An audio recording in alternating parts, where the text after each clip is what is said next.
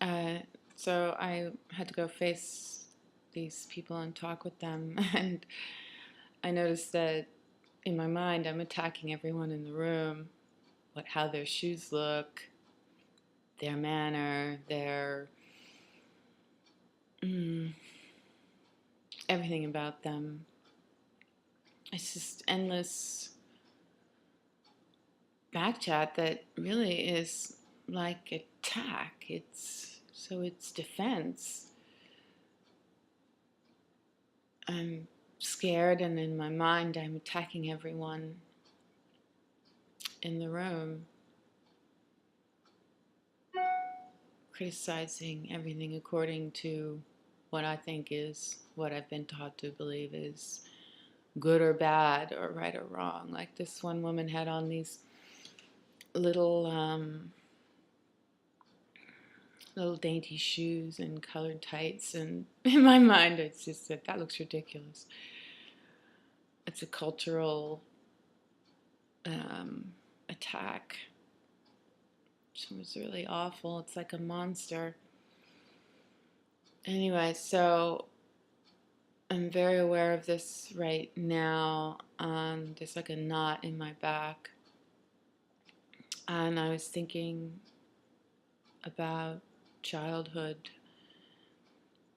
and children, especially when I was in the schools and had many of them in front of me.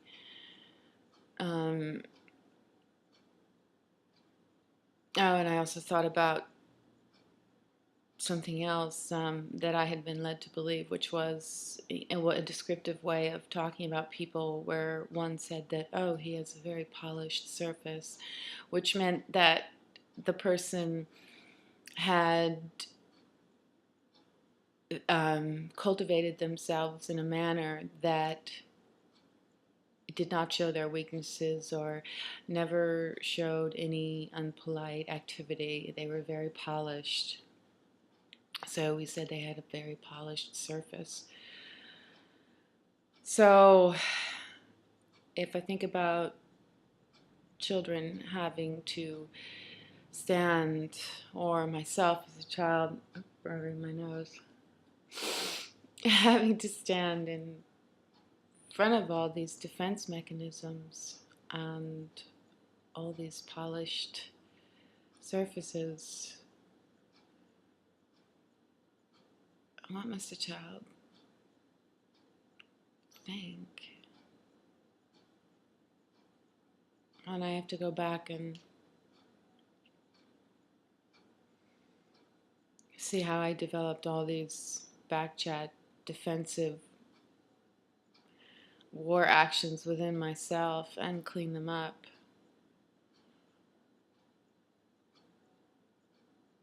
But in a way, our children don't mature and become sophisticated or polished. They were taught to be defensive. And how can that be any kind of maturity, really? How can that really be expression? That's just building a line of defense. It's not, can't be building expression. If we look at our world, and if we think about music and how some people can play musical instruments and some people can draw, and some people learn a lot about something they're driven towards to a high degree. So we know that these things are capable by the human. Why isn't every child developed, everyone's expression developed? Why are so many people sitting pushing papers?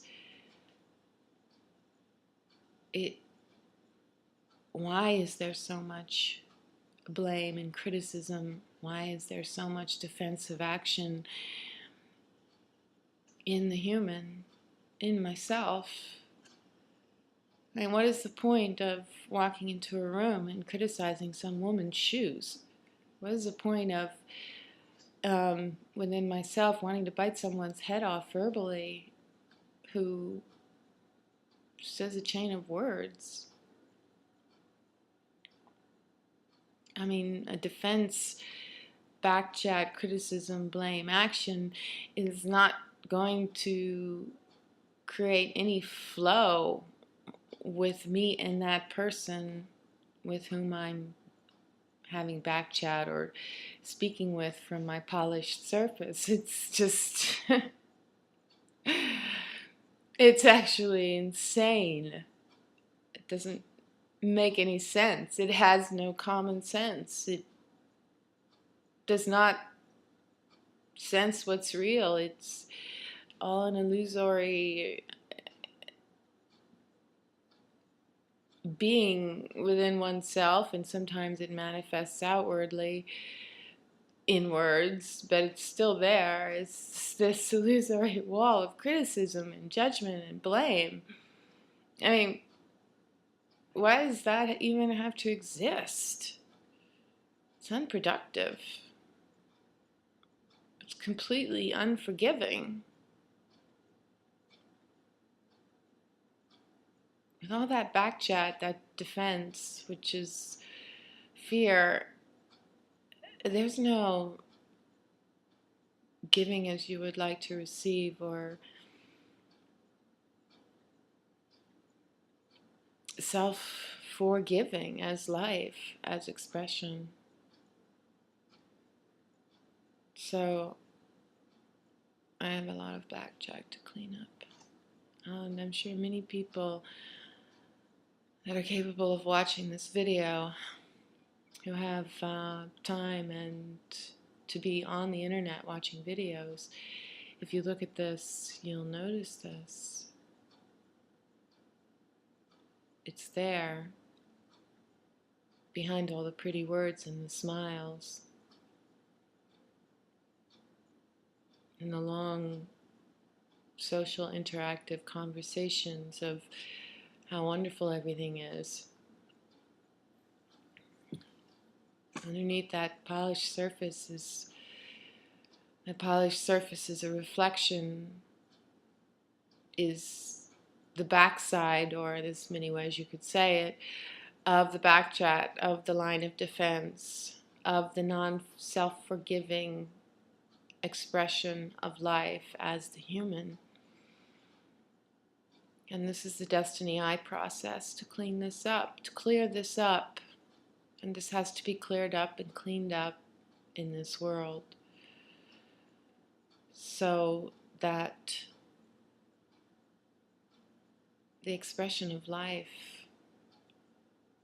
here on this earth can begin. Because that back chat, whether silent within me or released verbally, is of no common sense. Thank you.